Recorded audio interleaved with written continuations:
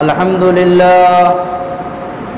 لله نحمده ونستعينه ونستغفره ونؤمن به ونتوكل عليه ونعوذ بالله من شرور أنفسنا ومن سيئات أعمالنا من يهده الله فلا مضل له ومن يضلله فلا هادي له ونشهد أن لا إله إلا الله وحده لا شريك له ونشهد أن سيدنا ومولانا محمد أرسله بالحق بشيرا ونذيرا وداعيا إلى الله بإذنه وسراجا منيرا وبارك وسلم تسليما كثيرا أما بعد أعوذ بالله من الشيطان الرجيم بسم الله الرحمن الرحيم حاميم والكتاب المبين إنا أنزلناه في ليلة مباركة إنا كنا منذرين وقال النبي صلى الله عليه وسلم إذا كانت ليلة النصف من شعبان فقوموا ليلها وصوموا نهارها إلى آخر الحديث أو كما قال عليه الصلاة والسلام. برادران اسلام، معزز سامعین کرام، حاضرین جمعہ، یہ مہینہ شعبان المعظم کا مہینہ ہے. شعبان یہ عربی زبان کا لفظ ہے. عربی زبان میں شعبان یہ شعبن سے بنا ہے جس کے معنی آتے ہیں پھیلنے کے. چونکہ اس ماہ شعبان المعظم میں رمضان المبارک کے مہینے کے اعتبار سے نیکیاں اور بھلائیاں پھیلتی ہے، اس وجہ سے اس مہینے کو شعبان کا مہینہ کہا جاتا ہے. یہ شعبان کا مہینہ در حقیقت رمضان المبارک کے مہینے کی تیاری کا مہینہ ہے. رمضان المبارک کے مہینے کے استقبال کا مہینہ ہے. اللہ کے نبی پاک صلی اللہ علیہ وسلم اس مبارک مہینے کے اندر بڑی کثرت سے روزہ رکھا کرتے تھے، اس نیت سے، اس ارادے سے تاکہ میں روزہ رکھنے کا عادی بن جاؤں اور رمضان میں ہمارے لیے روزہ رکھنا آسان اور سہل ہو جائے.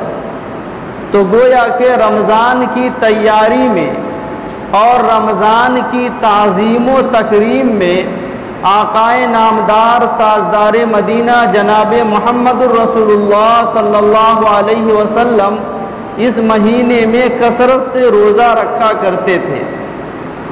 حدیث شریف میں ہے، حضرت عائشہ صدیقہ رضی اللہ تعالیٰ عنہ فرماتی ہیں کہ میں نے نبی پاک صلی اللہ علیہ وسلم کو کبھی نہیں دیکھا کہ رمضان کے مہینے کے علاوہ مکمل اہتمام کے ساتھ پورے مہینے کسی میں روزہ رکھا ہو سوائے شعبان کے مہینے کے. یعنی شعبان کے مہینے میں نبی پاک صلی اللہ علیہ وسلم پورا مہینہ روزہ رکھا کرتے تھے.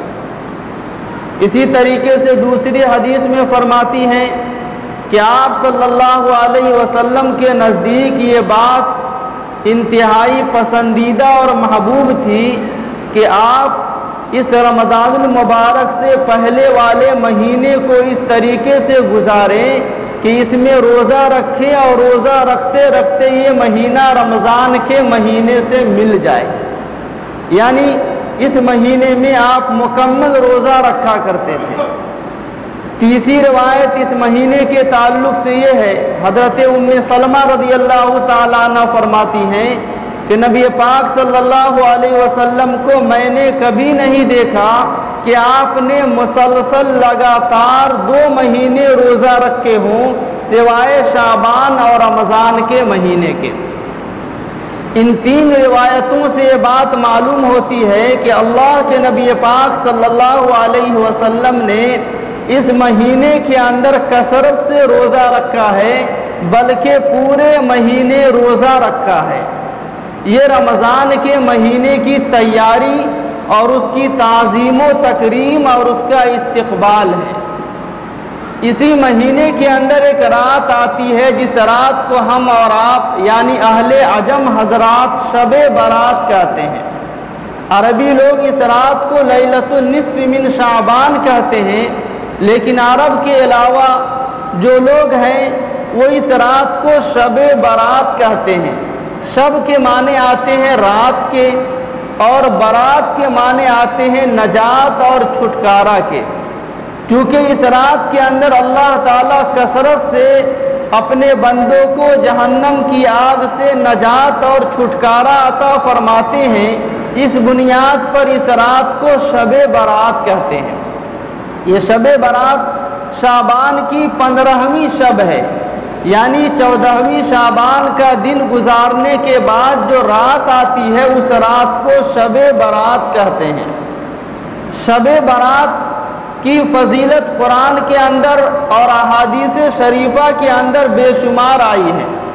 میں نے ابھی خطبے کے اندر جو قرآن کریم کی آیت تلاوت کی ہے، اس آیت کریمہ کے متعلق بعض مفسرین کی رائے یہ ہے، جس میں حضرت اکرمہ رضی اللہ تعالی عنہ ہیں اور دیگر مفسرین ہیں، وہ فرماتے ہیں کہ یہ آیت کریمہ شب برات سے متعلق نازل ہوئی ہے، جس کے اندر اللہ تعالیٰ نے ارشاد فرمایا کہ حامیم الکتاب المبین، قسم ہے واضح کتاب کی، انا انزلناہ فی لیلۃ مبارکہ، کہ ہم نے اس واضح کتاب کو بابرکت رات میں اتارا۔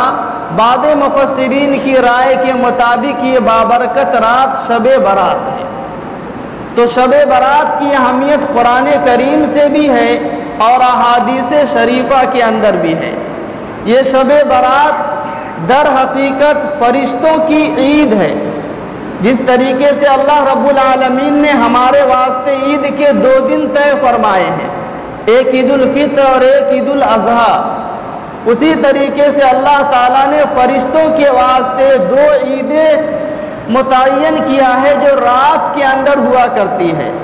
وہ 2 عید جو فرشتوں کی ہے اس میں سے ایک عید شب برات ہے اور ایک عید شب قدر ہے۔ شب برات شعبان کے مہینے میں ہے اور شب قدر رمضان کے مہینے کے آخری عشرے میں ہے۔ کیونکہ ہم اور آپ سوتے ہیں، اس وجہ سے اللہ تعالیٰ نے ہماری عید خوشی اور تہوار کے لیے جو وقت طے فرمایا وہ دن ہے، اور فرشتے سونے سے پاک ہیں، انہیں نیند نہیں آتی ہے، وہ سونے والی مخلوق نہیں ہے، اس لیے اللہ تعالیٰ نے ان کے لیے عید اور خوشی کا وقت جو ہے رات طے فرمایا ہے، وہ شب برات اور شب قدر ہے۔ شب برات کے بارے میں حدیث شریف کے اندر آتا ہے، حضرت عائشہ صدیقہ رضی اللہ تعالیٰ عنہ فرماتی ہیں، جو آپ کی زوجہ محترمہ ہے، کہ ایک رات میں اپنے بستر پر نبی پاک صلی اللہ علیہ وسلم کو موجود نہیں پایا۔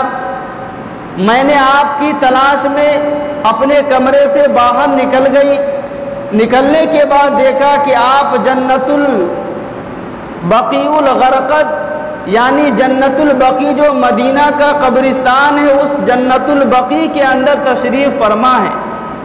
نبی پاک صلی اللہ علیہ وسلم نے حضرت عائشہ صدیقہ رضی اللہ تعالیٰ عنہ کو دیکھ کر فرمایا کہ عائشہ کیا تم یہ سمجھتی ہو کہ میں تمہارے ساتھ بے انصافی کروں گا، یعنی تمہاری باری کو چھوڑ کر کے کسی اور دوسری زوجہ محترمہ کے پاس جاؤں گا؟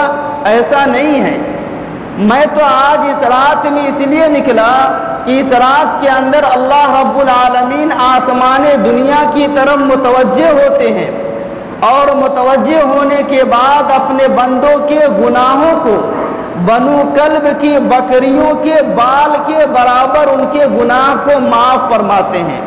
بنو کلب ایک قبیلہ ہے جو جانور اور بکریوں کو بہت پوسا اور پالا کرتے تھے۔ ان کے پاس بڑی بکریاں ہوتی تھی، بڑی کثرت اور تعداد میں۔ تو اللہ کے نبی پاک صلی اللہ علیہ وسلم نے تشبیہ کے طور پر فرمایا کہ ان کے پاس جتنی بکریاں ہیں، ان بکریوں کے جسم کے اوپر جو بال ہیں، ان بالوں سے کہیں زیادہ یا اس کے برابر اپنے بندوں کے گناہوں کو معاف فرماتے ہیں۔ اشارہ اس بات کی طرف ہے کہ اللہ تعالیٰ کثرت سے اس رات کے اندر اپنے بندوں کے گناہوں کو معاف فرماتے ہیں۔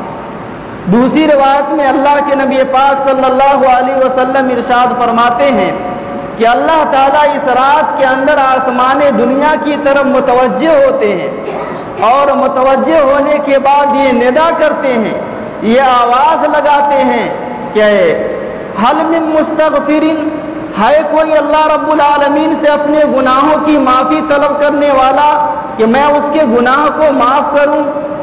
حل من سائلین، ہے کوئی اللہ تعالیٰ کے سامنے اپنے سوال کو رکھنے والا کہ میں اس کی ضروریات کو پوری کروں؟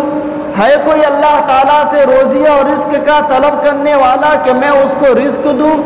ہے کوئی توبہ کرنے والا کہ میں اس کی توبہ کو معاف کروں، میں اس کی توبہ کو قبول کروں؟ ہے کوئی پریشانی اور مصیبت کا مارا کہ میں اس کی پریشانی اور مصیبت کو دور کروں؟ اللہ رب العالمین اس رات کے اندر غروب آفتاب کے بعد سے لے کر کے طلوع فجر تک یہ آواز لگاتے ہیں اور یہ صدا لگاتے رہتے ہیں کہ ہے کوئی گناہگار، ہے کوئی بدکار، ہے کوئی سیاہ کار، ہے کوئی پریشان حال، ہے تو آئے اللہ رب العالمین کا در، اللہ رب العالمین کا دروازہ آج کی اس عمومیت والی رات میں اور اس رحمت والی رات میں کھلا ہوا ہے۔ جو کوئی بھی آئے گا اللہ تعالیٰ اس کے سارے گناہوں کو معاف فرما دیں گے۔ تیسری روایت کے اندر اللہ کے نبی پاک صلی اللہ علیہ وسلم نے ارشاد فرمایا کہ اللہ تعالیٰ اس رات کے اندر اپنے بے شمار بندوں کے گناہوں کو معاف فرماتے ہیں، لیکن چند لوگ ایسے ہیں جس کو اللہ رب العالمین جن کے گناہوں کو معاف نہیں فرماتے۔ وہ چند لوگ جو اس مغفرت عامہ والی رات میں اللہ تعالیٰ کی مغفرت اور اللہ تعالیٰ کی بخشش کے مستحق نہیں ہوتے، اور اللہ تعالیٰ ان کے گناہوں کو معاف نہیں فرماتے۔ مختلف روایتوں میں اس کی تعیین اور اس کی نشاندہی کی گئی۔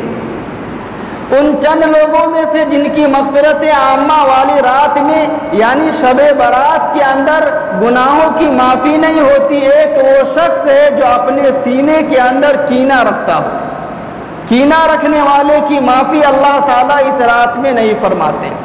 چنانچہ ہمیں اور آپ کو اس بات کا جائزہ لینا چاہیے اور اس بات کا محاسبہ کرنا چاہیے کہ ہمارے دل کے اندر کسی کے حوالے سے کینہ تو نہیں ہے، اور کسی کے حوالے سے ہمارے دل کے اندر کوئی ایسی بات تو نہیں ہے جس کی وجہ سے اسے تکلیف پہنچتی ہو، تو اللہ رب العالمین اس مغفرت عامہ والی رات میں مغفرت نہیں فرمائیں گے۔ اس لیے اپنے سینے کو کینے سے پاک اور صاف کرنا، تاکہ ہم اس مغفرت عامہ والی رات میں اللہ تعالیٰ کی مغفرت کی، اللہ تعالیٰ کی رحمت کے خصوصی طور پر مستحق ہو سکے۔ دوسرا وہ شخص جس کی معافی نہیں ہوتی وہ آدمی ہے جو قطع تعلق کرنے والا ہو، رشتہ ناطہ کو توڑنے والا ہو۔ ایک آدمی کی کسی سے رشتہ داری ہے، محض اپنے کسی مفاد کی بنیاد پر اور ذاتی رنجش کی بنیاد پر اس سے رشتہ ناطہ کو توڑتا ہے، قطع رحمی کرتا ہے، تو اللہ تعالیٰ ایسے آدمی کی بھی مغفرت اور بخشش اس رات کے اندر نہیں فرماتے۔ تیسرا وہ آدمی جس کی مغفرت نہیں ہوتی وہ ہے جو اپنے والدین کی نافرمانی کرنے والا ہو، اپنے والدین کی اطاعت اور فرما برداری کرنے والا نہ ہو، بلکہ اپنے والدین کی نافرمانی کرنے والا تو فرمایا کہ جو اولاد کے اپنے والدین کا نافرمان ہو اللہ رب العالمین اسے اس رات کے اندر معاف نہیں فرماتے ہیں اور اس کے واسطے مغفرت اور بخشش کا اعلان نہیں ہوتا۔ چوتھا آدمی جسے اللہ تعالیٰ اس رات کے اندر معاف فرماتے ہیں، گناہوں کو بخش دیتے ہیں، وہ ہے جس کے گناہوں کو اللہ تعالیٰ اس رات کے اندر بھی اللہ کی طرف سے بخشش نہیں ہوتی، وہ ہے جو کہ شرابی ہو، شراب کا پینے والا۔ جو آدمی شراب پیتا ہو ایسے آدمی کی بھی مغفرت اس رات کے اندر نہیں ہوتی۔ پانچواں آدمی جس کی مغفرت نہیں ہوتی وہ ہے جو اپنے پاجامہ کو ٹخنا سے نیچے لٹکانے والا ہو، ٹخنا سے نیچے پاجامہ پہننے والے کی بھی مغفرت اس رات کے اندر نہیں ہوتی۔ ہمارا اور آپ کا جو لباس ہے اس لباس کے اندر عام طور پر وہ لوگ جو پینٹ شرٹ پہنتے ہیں تو ان کا جو پینٹ ہوتا ہے وہ ٹخنے سے نیچے ہوتا ہے۔ عمومیت کے ساتھ ٹخنا سے نیچے پاجامہ ہم اور آپ یا پینٹ پہنتے ہیں تو اللہ تعالیٰ کی خصوصی رحمت کے اس رات کے اندر ہم اور آپ مستحق نہیں ہو پاتے ہیں، اس لیے ہمیں ان ساری چیزوں سے بچنے کی ضرورت ہے۔ چھٹا آدمی جس کی مغفرت اس رات کے اندر نہیں ہوتی وہ آدمی ہے جو کہ شرک کرنے والا ہو، اللہ کی ذات عالی کے ساتھ کسی کو شریک اور سہیم ٹھہرانے والا ہو تو ایسے آدمی کی بھی مغفرت اس رات کے اندر نہیں ہوتی۔ تو یہ چند وہ حضرات ہیں جو اللہ تعالیٰ کی عمومی مغفرت کے اس رات کے اندر مستحق نہیں ہوتے اور اللہ تعالیٰ کی رحمت سے محروم ہو جاتے ہیں، لہذا ہمیں ان ساری باتوں سے بچنے اور ان ساری چیزوں سے احتیاط برتنے کی ضرورت ہے۔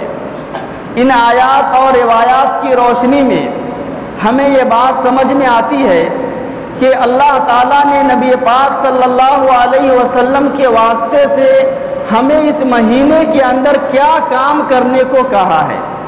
روایات کی روشنی میں یہ بات معلوم ہوتی ہے کہ ہمیں اس مہینے کے اندر صرف 3 کام کرنا ہے۔ پہلا کام کیا کرنا ہے؟ پہلا کام یہ کرنا ہے کہ شب برات میں یعنی شعبان کی 15ویں رات کے اندر عبادتوں کا اہتمام کرنا ہے۔ عبادتوں کے اہتمام میں اس بات کا خیال رکھنا ہے کہ انفرادی عبادت کرنی ہے۔ اس رات میں اجتماعی عبادت کا ثبوت نبی پاک صلی اللہ علیہ وسلم سے اور احادیث شریفہ سے نہیں ہے۔ اللہ کے نبی پاک صلی اللہ علیہ وسلم نے اس رات میں عبادت کی ہے، لیکن عبادت جو کی ہے وہ تنہائی میں کی ہے، بلکہ آپ کی زوجہ محترمہ ہے حضرت عائشہ رضی اللہ تعالی عنہا جو آپ کے بہت ہی قریبی رہنے والی ہیں، انہیں بھی آپ کی عبادت کا پتہ نہیں ہے، جس کی بنیاد پر آپ کی تلاش میں وہ نکل جاتی ہیں۔ تو پتہ یہ چلتا ہے کہ اس رات کے اندر عبادت تو کرنا ہے، لیکن عبادت میں انفرادیت اختیار کرنی ہے، اجتماعی طور پر عبادت نہیں کرنا ہے۔ اجتماعیت کا کیا مفہوم ہے؟ ہم اور آپ یہ سمجھتے ہیں کہ آج شب برات ہے، لہٰذا آج ہمیں مسجد میں جا کر کے عبادت کرنی ہے، مسجد میں جا کر کے قرآن کریم کی تلاوت کرنی ہے، نفل پڑھنا ہے، ذکر و اذکار کرنا ہے، تسبیح پڑھنی ہے۔ یہ ہمارے ذہنوں میں مفہوم ہوتا ہے اور چنانچہ اس کا اہتمام بھی کرتے ہیں۔ اجتماعی طور پر لوگ مسجدوں میں آ کر کے عبادت کرتے ہیں۔ عبادت کرنا ہے لیکن مسجد میں آ کر کے عبادت نہیں، بلکہ اپنے گھروں میں عبادت کرنا ہے۔ اللہ کے نبی پاک صلی اللہ علیہ وسلم نے ارشاد فرمایا کہ تم لوگ اپنے گھروں کو نماز کا حصہ بناؤ اور اپنے گھروں کو قبرستان مت بناؤ۔ وَلَا تَتَّخِذُوا الْبُيُوتَ قُبُورًا، کہ تم لوگ اپنے گھروں کو قبرستان نہ بناؤ، یعنی قبرستان میں نماز نہیں پڑھی جاتی تو تم لوگ اپنے گھروں کو ایسا مت بنا دو کہ وہاں پر کوئی نماز نہ پڑھی جائے۔ لہذا گھر کے اندر عبادت کا اہتمام کیا جائے، گھر کے اندر نوافل کا اہتمام کیا جائے، گھر میں جو ہے قرآن کریم کی تلاوت کا اہتمام کیا جائے۔ تو پہلا کام یہ ہے کہ اس رات میں عبادت کرنا ہے۔ دوسرا کام جو حدیث شریف سے اس رات میں ثابت ہے وہ یہ کہ قبرستان کا جانا۔ اللہ کے نبی پاک صلی اللہ علیہ وسلم چونکہ اس رات میں قبرستان گئے ہیں، لہذا قبرستان کا جانا اس رات میں ثابت ہے، لیکن تنہائی میں جانا ثابت ہے، انفرادی طور پر جانا ثابت ہے۔ جماعت بنا کر کے، ٹولی بنا کر کے اور باضابطہ جو ہے سارے لوگوں کو اکٹھا اور جمع کر کے قبرستان جانا، یہ اللہ کے نبی پاک صلی اللہ علیہ وسلم سے ثابت نہیں ہے۔ چنانچہ اس موقع پر ہمارے یہاں تو نہیں، لیکن بہت ساری جگہوں میں دیکھا جاتا ہے کہ قبرستان کو سجایا جاتا ہے، وہاں پر لائٹیں لگائی جاتی ہیں اور وہاں پر جو ہے چراغاں کیا جاتا ہے، روشنی کی جاتی ہے، تاکہ لوگ کثرت سے آئیں اور آنے کے بعد جو ہے اس میں جو ہے اپنے مردوں کے لیے ایصال ثواب کریں۔ تو ایسا کرنا نبی پاک صلی اللہ علیہ وسلم کے عمل سے ثابت نہیں ہے۔ تو دوسرا کام اس رات میں کرنے کا قبرستان جانا ہے۔ ہاں، آپ تنہا قبرستان جا رہے ہیں، راستے میں آپ کے ساتھ کسی کی ملاقات ہو گئی تو یہ الگ مسئلہ ہے، لیکن یہاں سے باضابطہ جماعت بنا کر کے، ٹولی بنا کر کے قبرستان جانا، یہ نبی پاک صلی اللہ علیہ وسلم کے عمل کے اور سنت کے خلاف ہے۔ تیسرا کام جو کرنے کا اس مہینے میں ہے وہ یہ ہے کہ شعبان کی 15ویں شعبان جو ہے اس دن میں روزہ رکھا جائے۔ اللہ کے نبی پاک صلی اللہ علیہ وسلم نے ارشاد فرمایا، اذا كانت ليلة النصف من شعبان فقوموا ليلها وصوموا نهارها، کہ جب شعبان کا آدھا دن شعبان کے مہینے کا آدھا وقت گزر جائے، یعنی 15ویں شعبان آ جائے، تو تم رات میں عبادت کرو، رات میں جو ہے جاگو، اور پھر جو ہے آگے چل کر کے فرمایا کہ سومو نہا رہا، کہ دن میں روزہ رکھو۔ تو رات میں عبادت کرنا اور دن میں روزہ رکھنا، یہ اللہ کے نبی پاک صلی اللہ علیہ وسلم سے 3 عمل اس مہینے کے حوالے سے اور شب برات کے حوالے سے ثابت ہے۔ اس کے علاوہ جتنا بھی کام کیا جاتا ہے اس کا حدیث سے اور شریعت سے اور اسلام سے اور نبی پاک صلی اللہ علیہ وسلم کی سنت اور عمل سے کوئی تعلق نہیں ہے۔ چنانچہ ہم معاشرے کا جائزہ لیتے ہیں تو معلوم یہ ہوتا ہے کہ 15ویں شعبان میں ہمارے یہاں بہت ساری خرافات رائج ہیں۔ ان خرافات میں سے ایک خرافات یہ ہے کہ ہم جو ہے اس دن میں کیا کرتے ہیں، حلوہ بناتے ہیں۔ شب برات سے پہلے جو دن آتا ہے، یعنی 14ویں شعبان کو حلوہ بناتے ہیں، حلوہ بنا کر کے خود بھی کھاتے ہیں، اپنے گھر والوں کو بھی کھلاتے ہیں اور دوسرے لوگوں میں بھی اسے تقسیم کرتے ہیں۔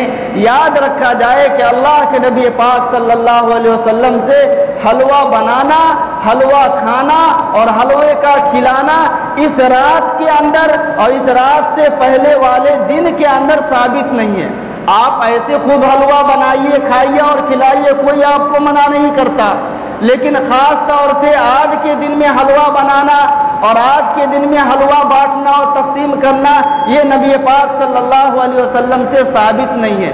کچھ لوگ کہتے ہیں کہ نبی پاک صلی اللہ علیہ وسلم کے دندان مبارک شہید ہوئے تھے تو آپ نے حلوہ بنا کر کے کھایا تھا، اس لیے ہم بھی ان کی سنت کو زندہ کرنے کے لیے حلوہ بناتے ہیں۔ تو یاد رکھا جائے، یہ عجیب احمقانہ بات ہے کہ اللہ کے نبی پاک صلی اللہ علیہ وسلم کے جو دندان مبارک یعنی دانت شہید ہوئے تھے وہ غزوہ احد کے اندر شہید ہوئے تھے، اور غزوہ احد شوال کے مہینے میں ہوا تھا، یعنی عید والے مہینے میں ہوا تھا، اور یہ شعبان کے مہینے میں ہم حلوہ بنا رہے ہیں، یعنی آپ کا دانت جو ہے شوال میں شہید ہوا اور آپ حلوہ کھا رہے ہیں 10 مہینے کے بعد۔ یہ آپ صلی اللہ علیہ وسلم کے عمل سے ملتی جلتی بات ہے؟ تو یہ سب جو خیالی باتیں ہیں جس کا حقیقت سے کوئی تعلق نہیں ہے۔ دوسری بات جو اس حوالے اس رات کے اندر اور اس مہینے کے اندر جو ہمارے معاشرے میں رائج ہے وہ یہ ہے کہ بہت ساری جگہوں پر ہم چراغاں کرتے ہیں، اپنے گھر کے دروازے پر جو موم بتی جلا دیں گے۔ کاہے بھائی موم بتی جلا دیں گے؟ کہ اس رات میں کیا کریں گے کہ شیطان لوگ اس میں داخل نہیں ہوں گے۔ حالانکہ اس رات کے اندر تو فرشتے آ رہے ہیں اور فرشتوں کی طرف سے آواز لگائی جا رہی ہے اور اللہ تعالیٰ کی طرف سے جو ہے یہ اعلان کیا جا رہا ہے کہ کوئی ہے معافی مانگنے والا کہ میں اس کے گناہوں کو معاف کروں۔ تو چراغاں کرنا، روشنی کرنا اپنے دروازے پر، اپنے گھر کے اندر، اپنے گلی کوچے کے اندر موم بتی جلانا یا اس طرح کا نظم اور انتظام کرنا یہ بھی شریعت سے ثابت نہیں ہے اور سنت نبی سے میل نہیں کھاتا ہے۔ اسی طریقے سے اس رات کے اندر ہم اور آپ کیا کرتے ہیں؟ پٹاخے چھوڑتے ہیں۔ ہمارے جو نوجوان بچے ہیں جو محلے کے اندر اور معاشرے کے اندر رہتے ہیں، وہ اس رات کے اندر پٹاخہ چھوڑنے کا اہتمام کرتے ہیں۔ پٹاخہ چھوڑنے کا تو ثبوت کہیں سے ملتا ہی نہیں ہے، بلکہ یہ غیروں سے چلی آنے والی بات ہے۔ غیر لوگ اپنے ایک خاص تہوار کے اندر پٹاخہ چھوڑتے ہیں، دیوالی کے موقع پر پٹاخہ چھوڑتے ہیں۔ اسی طریقے سے ہمارے جو غیر ہیں وہ بھی ایک خاص تہوار کے موقع پر چراغا کرتے ہیں، روشنی کرتے ہیں، موم بتیاں جلاتے ہیں۔ تو یہ چراغا کرنا اور پٹاخے چھوڑنا یہ سب غیروں کی طرف سے آئی ہوئی بات ہے۔ اللہ کے نبی پاک صلی اللہ علیہ وسلم نے ارشاد فرمایا، من تشبہ بقوم فہو منہم، کہ جو بھی کسی قوم کی مشابہت اختیار کرتا ہے تو اللہ رب العالمین اس کا حشر اسی کے ساتھ کریں گے۔